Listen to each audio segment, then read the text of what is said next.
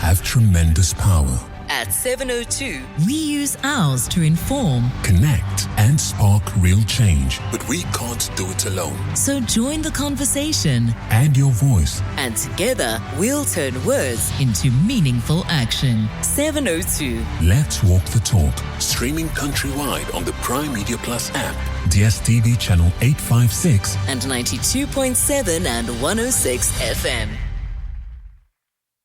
What do you want to talk about this morning? There's so much that's happened over the long weekend, hey? We have a deputy president who says he has survived an assassination attempt, or at least his team says so. In fact, the South African police, in collaboration with the Presidential Protection Unit, has launched a joint investigation into this alleged shooting incident involving the deputy president's official vehicle. According to reports, the vehicle was struck 3 times while the deputy president was en route to his residence. In fact, here he is explaining, that deputy president explaining what happened himself. Well, you must have heard that the police are investigating. What really happened is that as I was driving from the NEC, my car was hit what initially I thought it was stones.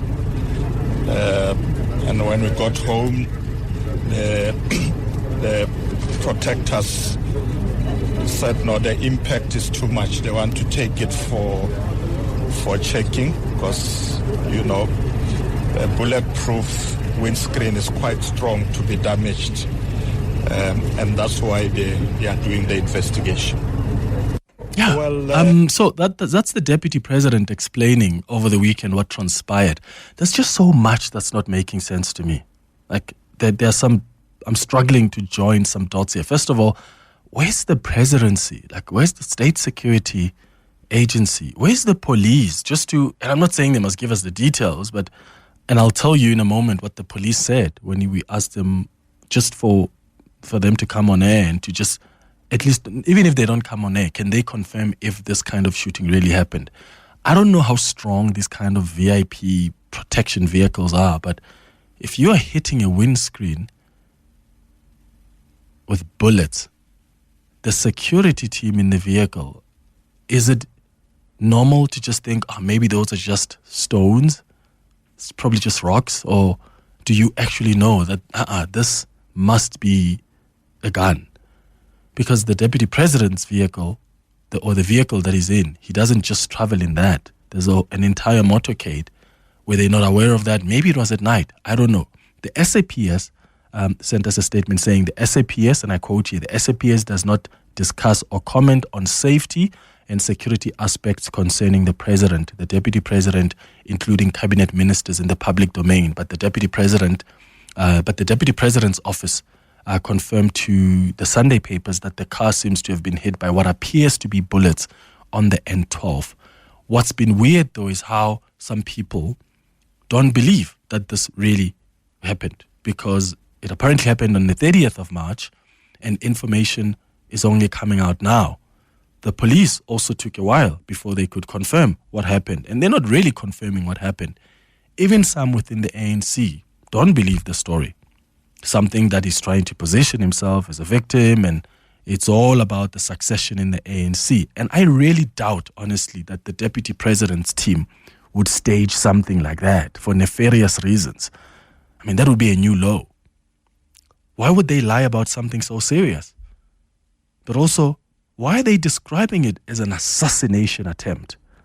Because it looks like from his office, that's the sort of wording they're going with, at least from what I read in the papers on Sunday.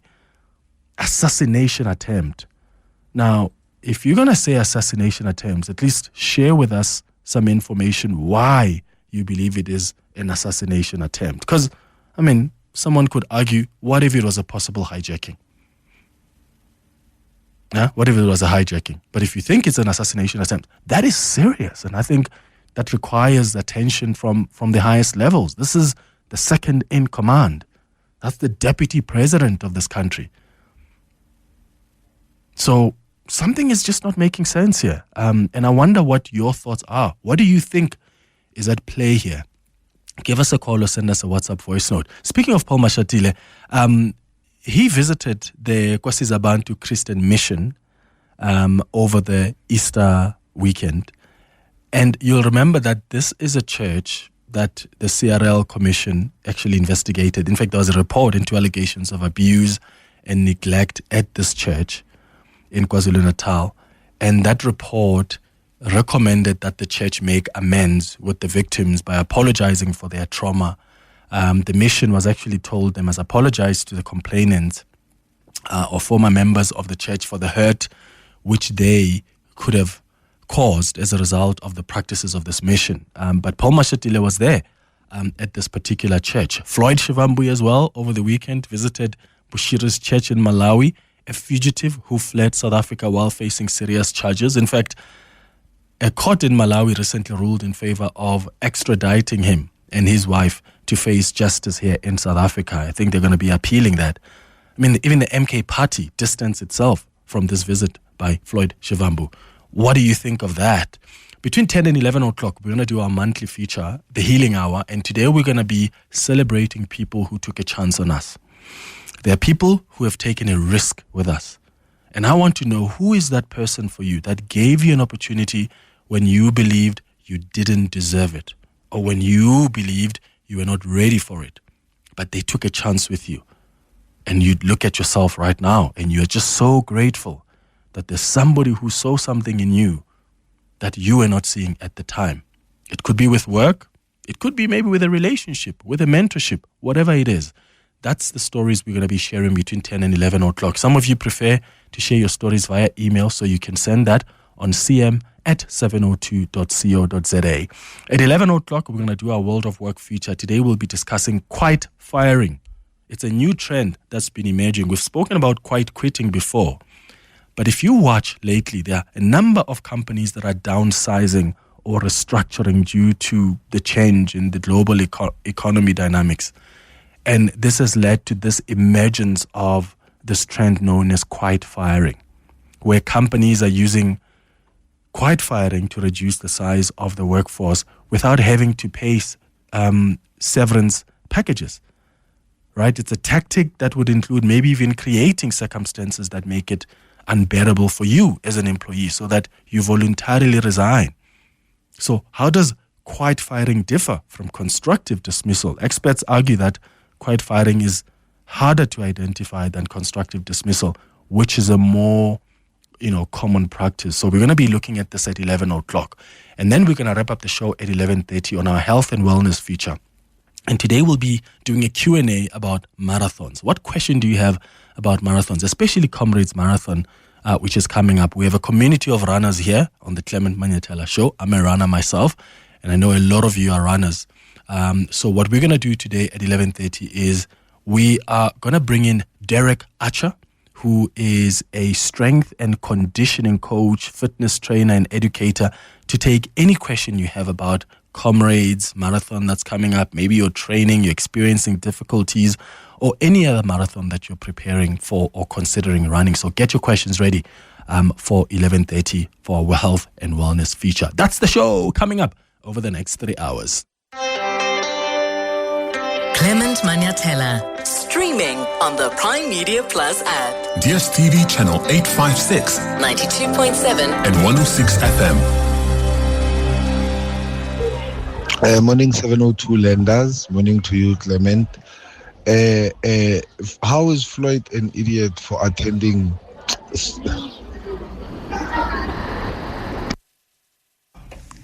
Up.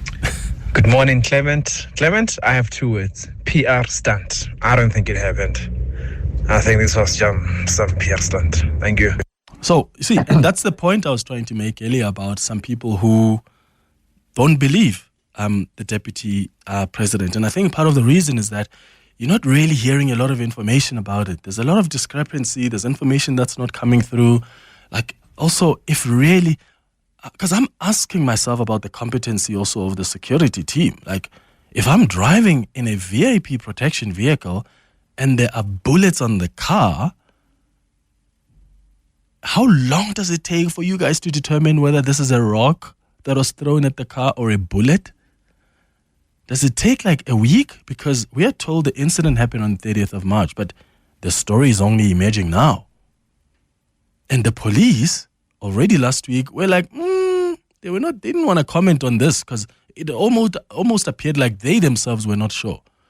And now when we ask the police to come on air just to confirm if this thing happened, they can't. They're like, we cannot do that because we don't want to talk about the deputy president's security. We don't want to compromise that. I was like, we don't need any information that compromises his security. I would like to know, as the police, have you independently looked at the vehicle? Have you confirmed? Because the VIP protection are members of the police. Have they confidently, as the SAPS, said, okay, this vehicle was hit by bullets and these were not just rocks? Apparently an investigation is underway, but I just wonder, is this something you discover since the 30th of March? And if really that's transpired, why is it not taken as seriously as it should be? And also, assassination attempt versus maybe there was a possible hijacking. How did we move to assassination? How did we move to assassination attempt? And the problem is all that information is not coming through. And that's why a lot of people are confused and are beginning to wonder, did this really even happen? Semi, you're calling us from Centurion. Good morning. Good morning, Clement. Clement, I don't believe Mashatile as well. And for the simple reasons, this whole thing comes at a convenient time when the 2 billion rands that's being spent on public, on VIP protection is being put under the spotlight. We know that they spend 2 billion rands on VIP protection every year. This 2 billion rands is put under the spotlight. Suddenly there's an assassination attempt. Because why? They don't want this. They don't want our taxes to stop. They want to keep having this all security luxuries to themselves. Another thing is that if anyone wanted to assassinate Mashatile, they wouldn't shoot at his car. Even a grade 2 child know that Mashatile's car is bulletproof. They would have waited for him when he's doing a statement at a stadium. They'll employ a sniper to take him out. That's how it works. Another thing is this. They say it was on a highway. Then the car was shot on a highway, as they say. If indeed it was on a busy road, they would have seen a person that's shooting at him. They wouldn't have confused it with a stone. What do these people think that we are? That we've got a single digit IQ? No. Mashatile is lying. He wants this thing. They want to hold on to this 2 billion rand of VIP protection. That's all there is to it. Yeah. Semi, I don't know, hey? I'm really struggling with that, you know. I'm struggling with the fact that someone would go through such extremes. I really am. So, I don't know. Maybe I'm wrong because, hey, these are politicians as well. Who knows what they're up to? But I do acknowledge that there's so much that's not making sense. Is it about VIP protection and trying to justify why so much money is spent on VIP protection? I don't know. I don't really buy that argument. But I don't know. You could very well be right. Semi, thank you for your contribution in Centurion. Here's some WhatsApps that have also come through. Morning, Marimeja. I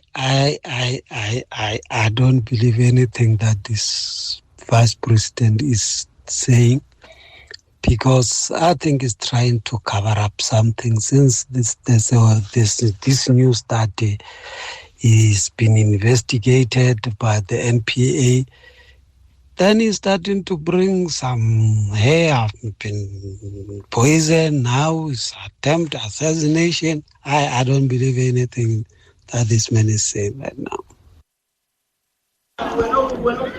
Morning 702 lenders, and morning to you, Clement. I find it interesting that Floyd is being called names for attending a church service, regardless who it was by. Yet the judge who let Bushiri out on bail was never called any names. Attending a service can never be a crime. The wrong happened when the guy was let off on a bail when we all knew he was going to run.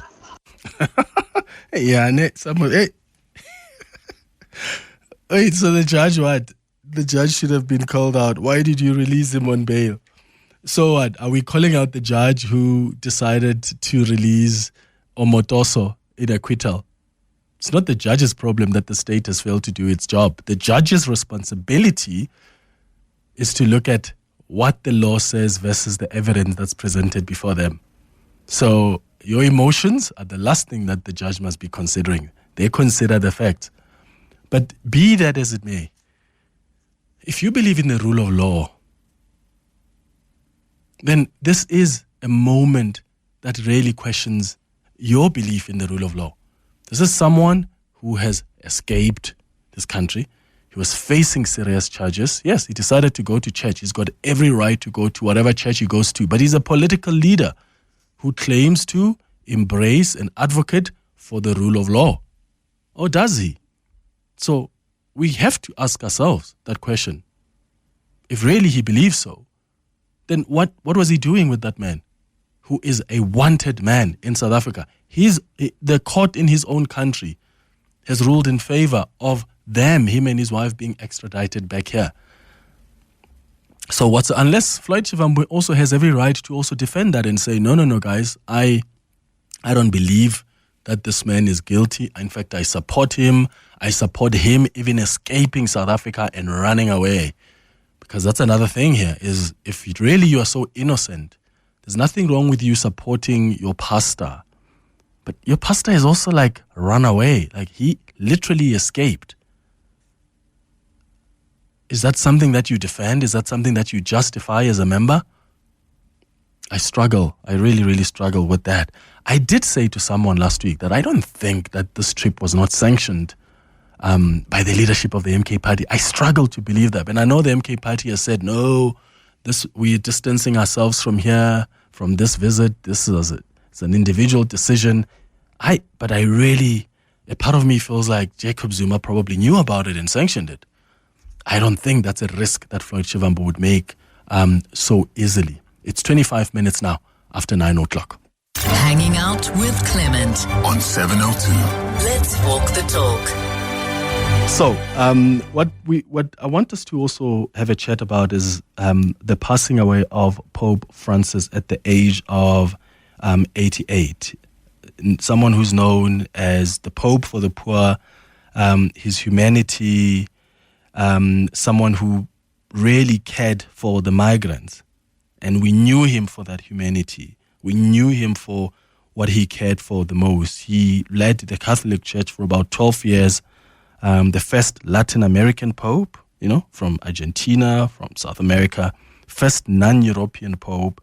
And it's someone really who wanted to modernize the Catholic faith, someone who had, there were conservative values of the Christian faith. Some people who said, we need those back. But this is someone who really wanted to see a different church that has evolved. Hence, he tried very hard to reform the church.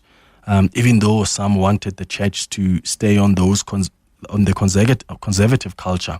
And I'm happy to take your calls on WhatsApps as you pay tribute for Pope Francis. He is now passed after a long illness with pneumonia. He was a vocal champion of the poor, vocal champion of migrants. In fact, his last meeting, I saw on CNN last night, his last meeting was with J.D. Vance, the deputy president, the vice president in the U.S., It's just so interesting, hey? But what a pivotal moment for Christians. And some were saying, what a profound timing for him to also depart. His body is now going to be placed in a coffin. It will lie in state for about 4 to 6 days. There's a 9-day period of mourning, and then the conclave is going to begin. That's a process of electing the new pope. And I wonder, so first of all, I want to advise you to go check out The Conclave, the film. There is an incredible movie. Have you watched it? Called The Conclave. I first found out about the movie when I was watching the Oscars, and it was nominated a lot during the Oscars. And I watched it when I was on a flight about a week ago, and I watched it again last night and watched it go to number 1, the most watched movie probably in a week because of what's happened with the Pope.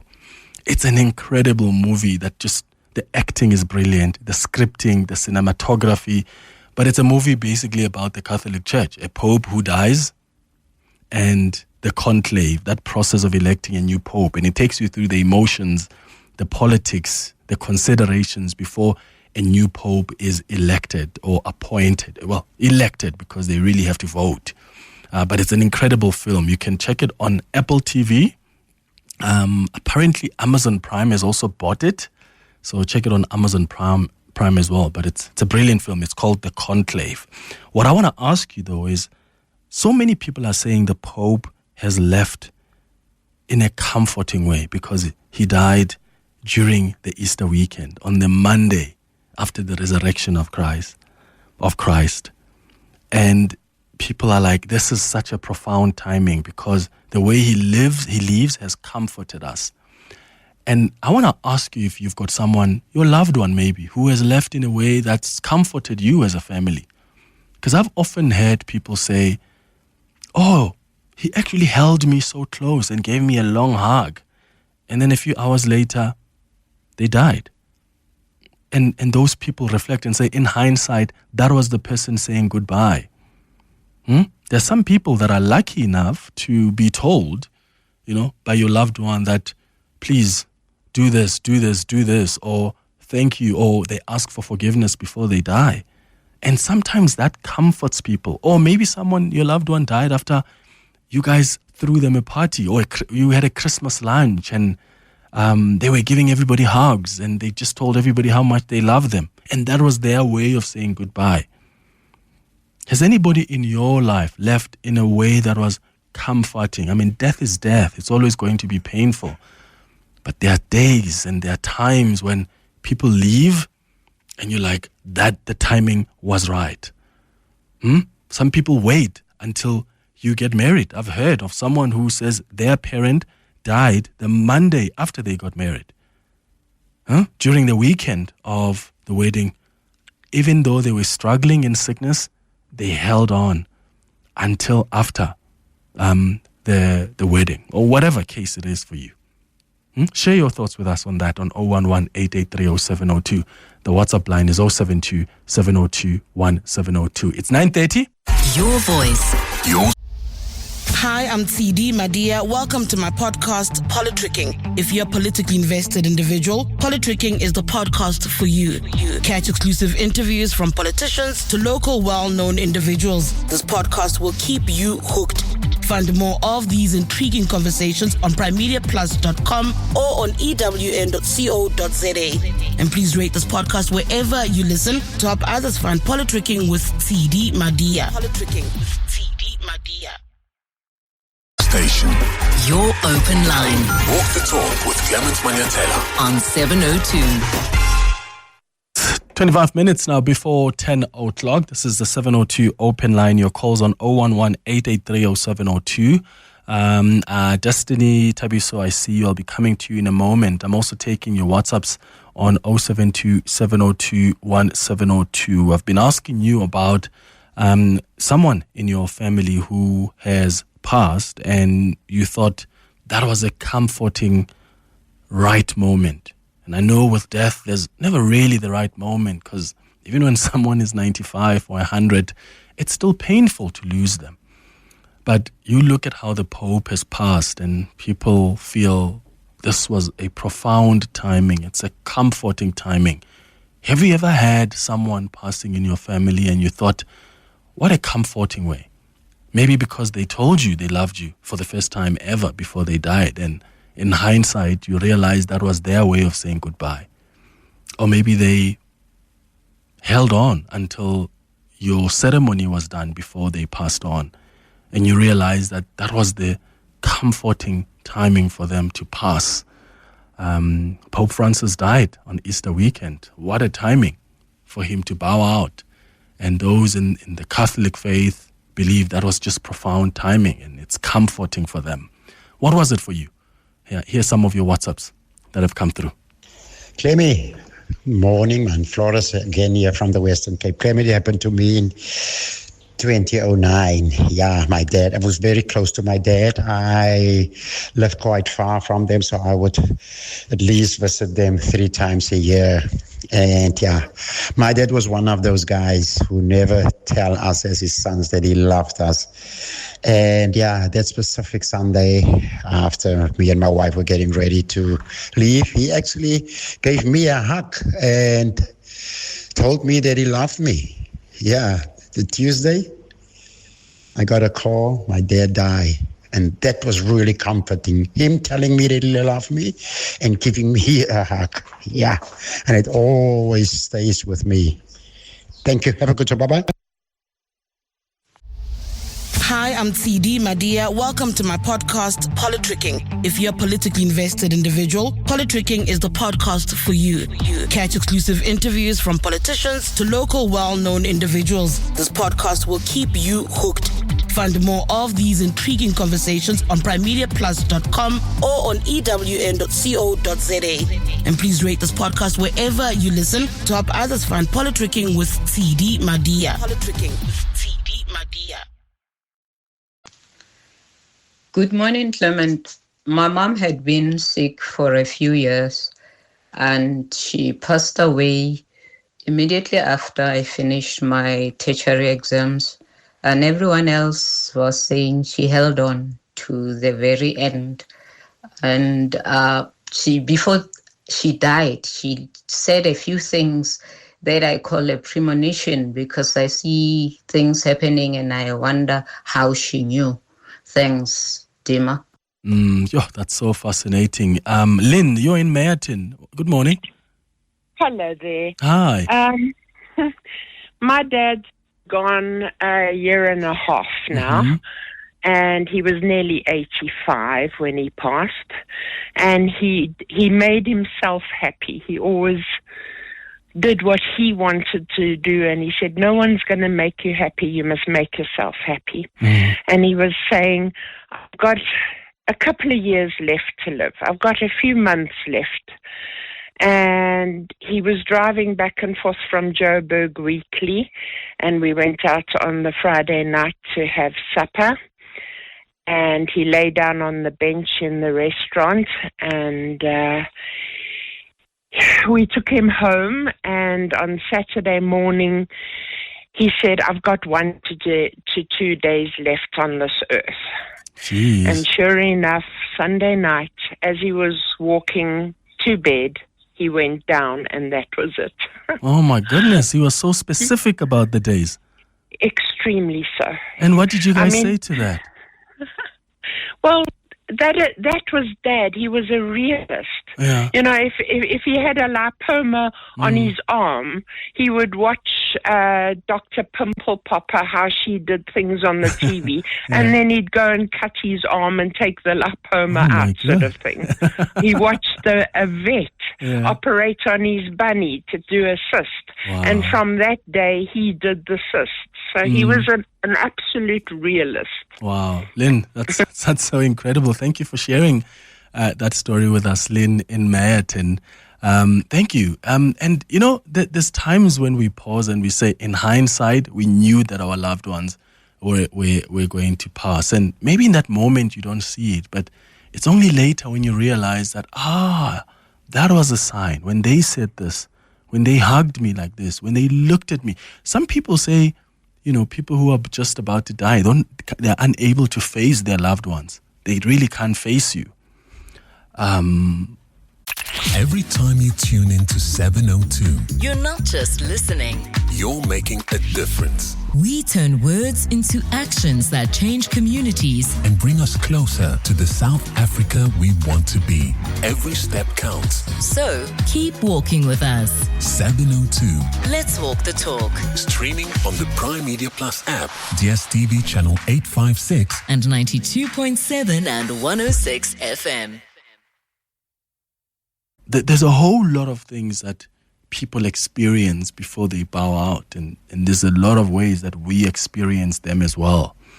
What are your stories? Please share those with us. Let's go to Tabiso now, who's calling us from Polokwane. Tabiso, you want to talk about the issue of loss of trust among our leaders. Good morning.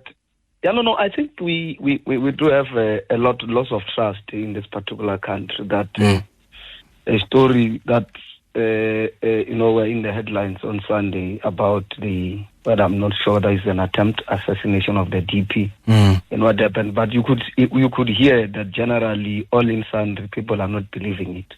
Maybe that's where the problem is. But if you look in terms of the criminal activities that are happening in this country, the stories that we hear of kidnappings and all of that. I mean, if the journalist, you remember the story of the journalist in Grove, who has been kidnapped now, and the wife, he has disappeared, not kidnapped.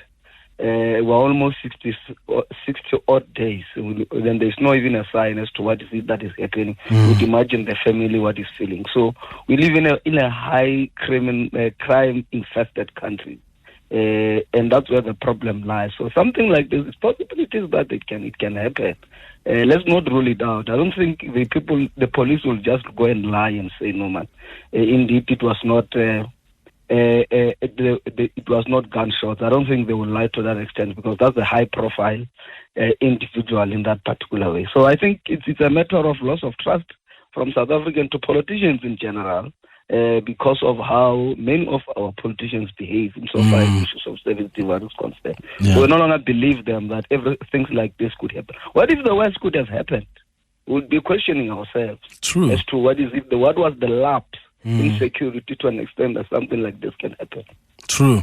So that's my viewpoint. Let's just give it the benefit of a doubt. You can't hide anything in this country. The truth will definitely come out. The truth will come out, and that's where we can be able to interrogate it. And if really that's what transpired, Tabiso, it's got to be taken seriously. We cannot have the deputy president surviving an assassination attempt like that, and then we just move on like nothing happened. I think it's supposed to be taken seriously, but equally so. Like, we need some information about it. We need some information about it. The fact that the police are not even able to tell us if they themselves can confirm that they were bullets on that car, it's making me question so many things. Because this thing happened on the 30th, guys, of April. It's been, 22 days now? Surely there's some preliminary report from your investigations that indicate to you this is what transpired. And if there's at least some information you have, my goodness, share it with the public. This is serious. Destiny, you're calling us from Johannesburg. Good morning. Morning, Clement. I agree with the previous caller. It's all about trust. Mashatile, I feel like shaya. So, Clement, I drive on the N1 south and north on a daily basis, and I either encounter one VIP protection vehicles either in the morning or in the evening when I go back home. They move like this, right, Clement? On the N1, they'll have either about 4 or 3 X5s, right? And then in front of the X5s, there's 2 1 series. It's cop series. BMW 1 series of cops. At the back, another 2. On the side, there's 2 bikes. In front of the 2 white series, 1 white series, it's 2 bikes also at the back. The ones on the side, they always push us to the far left, right? They almost take 1.5 lane to move. And the one in the front, they clear the cars for the X5.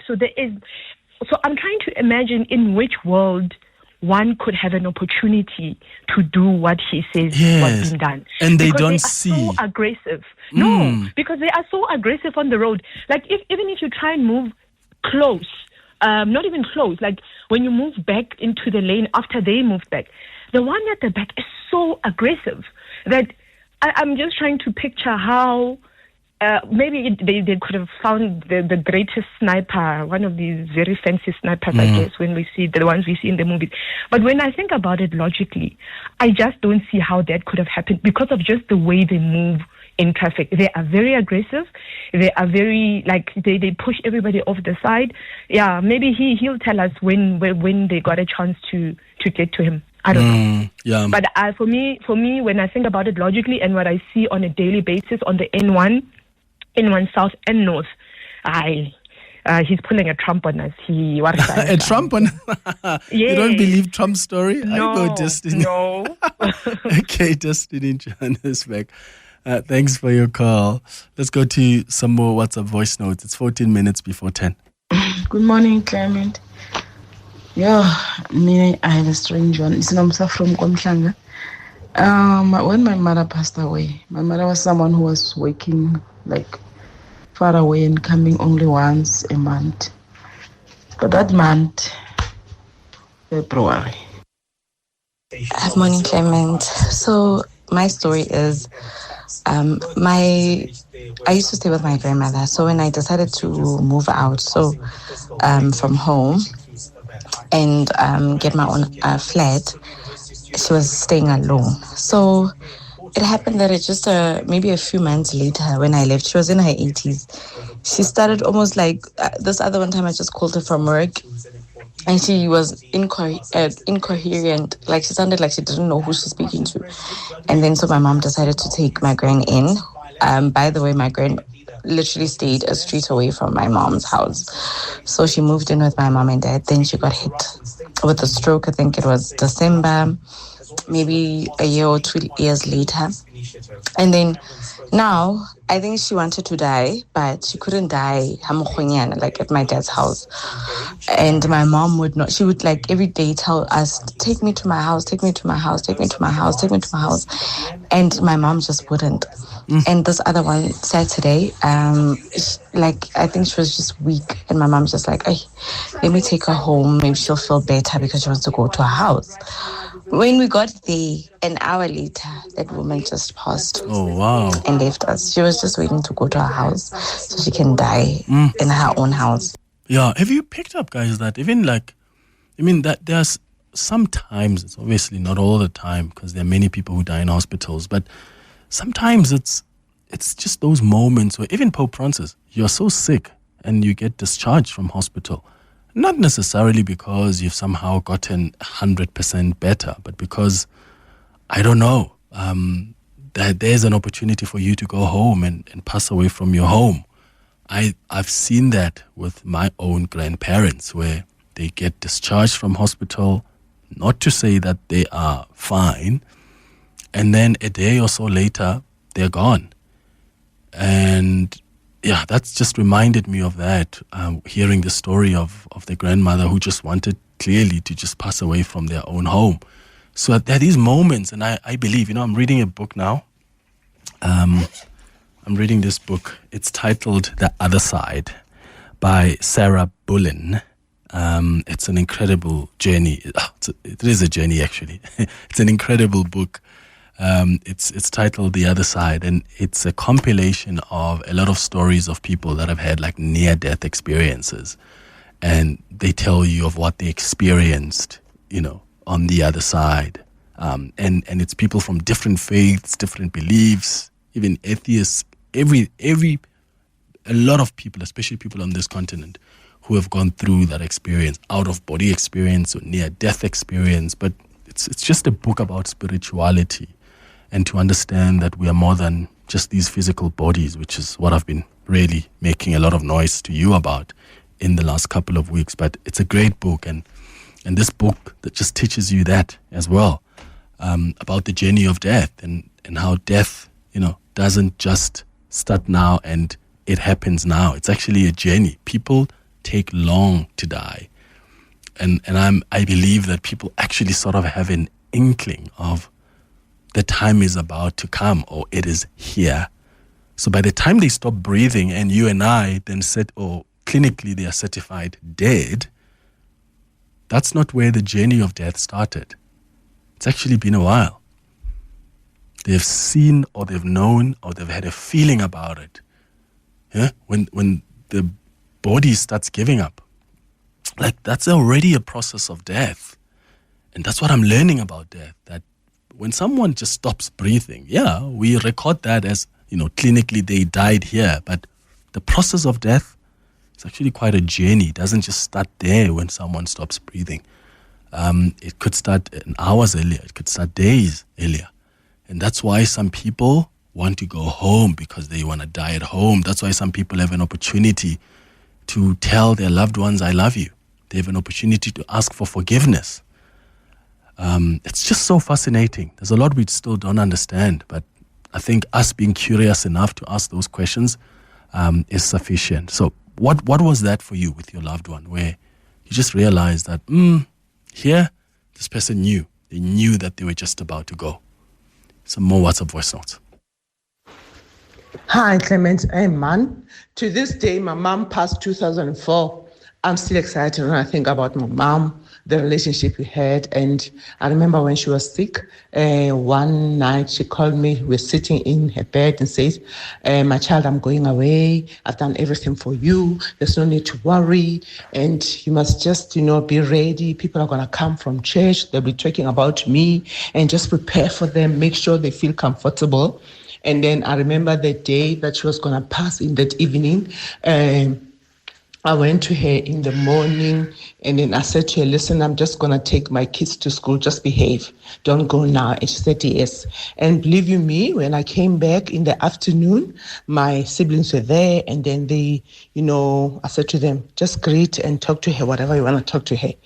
Immediately when they left, my mom, I remember going to her and said, listen, I think now it's ready. It's about time you're going.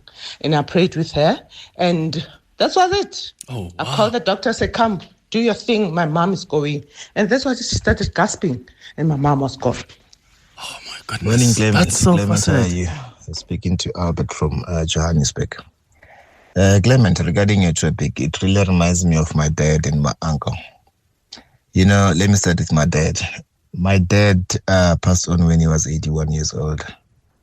But he went on pension, I think it was 1998. He spent almost more than 20 years at home.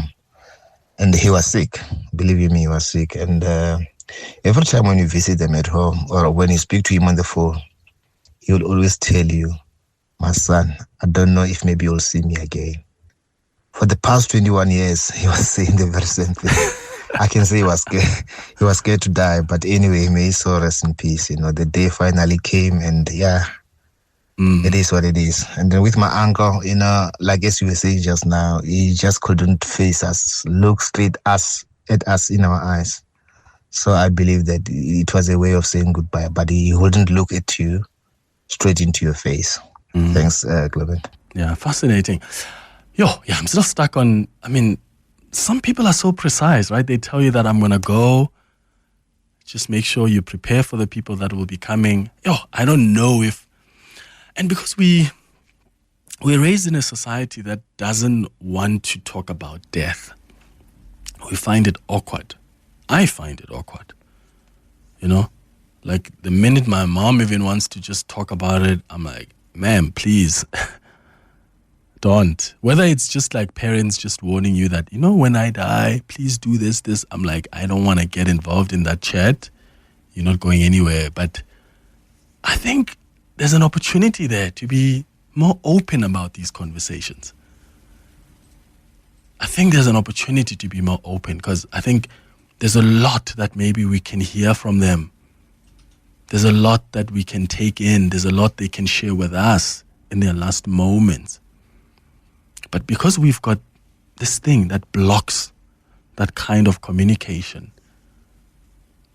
we're missing out on an opportunity to hear sometimes even their wishes, or to hear them really just express their gratitude, or express their love, or ask for forgiveness, because we always find it so awkward. So that story that the listener shared about, even asking the mom, I'm going to take the kids to school, don't go yet. And then coming back and saying, okay, you've seen your kids, let's pray, then you can go. So fascinating, and that's so comforting. So comforting to have your loved one leave like that, because as painful as it will be that they're no longer with you here, you've literally just held them and helped them cross over to the other side. What a comforting moment, eh? A few days before my grandmother's death, when she was hospitalized close to a month, she had requested for my mother and aunties, when they went to visit, that they must come with me the following day. And then I went with them, and then when I got to the hospital, they had denied me entry. Because at that time, doing standard 1, I was still a child. They did not allow children into the wards. They had to beg them because it was my grandmother's request. The moment they allowed me in, I remember she held my arm, but she could not speak. So there was no voice coming out, although I could see she was trying to speak, but there was no weight. And she also tried to open her eyes, but she was struggling. But the next day, then she was pronounced dead. But I did not get any message from her because she could not speak. Morning 702. Mina, my mom, was just that person who believed in God too much. He likes God. He kept on telling us that he's ready. Like the train, it's waiting for her. The train is waiting for her. It's only her who has to say yes because he has packed everything for the journey. That's what my mom said. Yeah. The train.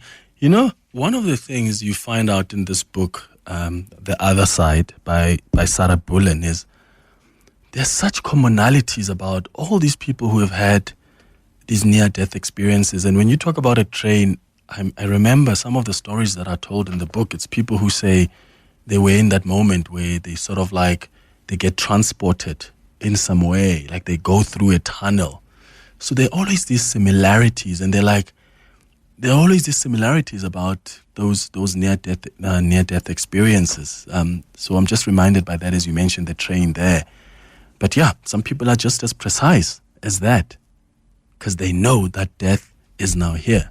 It's arrived and it's time to go. And some of them are able to express it, to talk about it, but some are not able to talk about it. And that's why they can't even look at you in the eyes just moments before they pass. Thank you for sharing your stories with us. It's 2 minutes before 10. In Africa, we say the chameleon looks in all directions before moving. At Plus 94 Research, we understand the importance of careful consideration.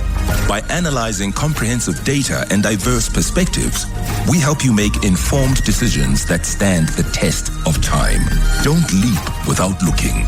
Move forward with insight and precision.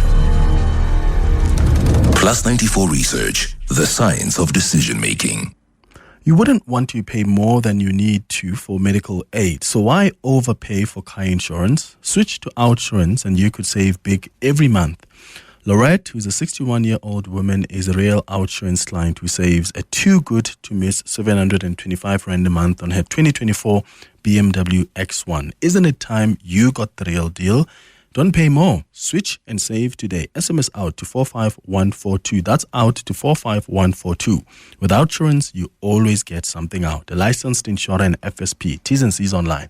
Clement is on X. At The Real Clement M. Right, it's now heading up to 10 o'clock. After the news, we're going to do our monthly feature, The Healing Hour. Remember, today we are celebrating the people that have taken a chance on us. Who's that one person who gave you an opportunity when you yourself didn't believe in yourself, when you yourself didn't believe that you had the skills to do that job, that you were talented enough for it? Who is that person who took a chance on you, who took a risk with you?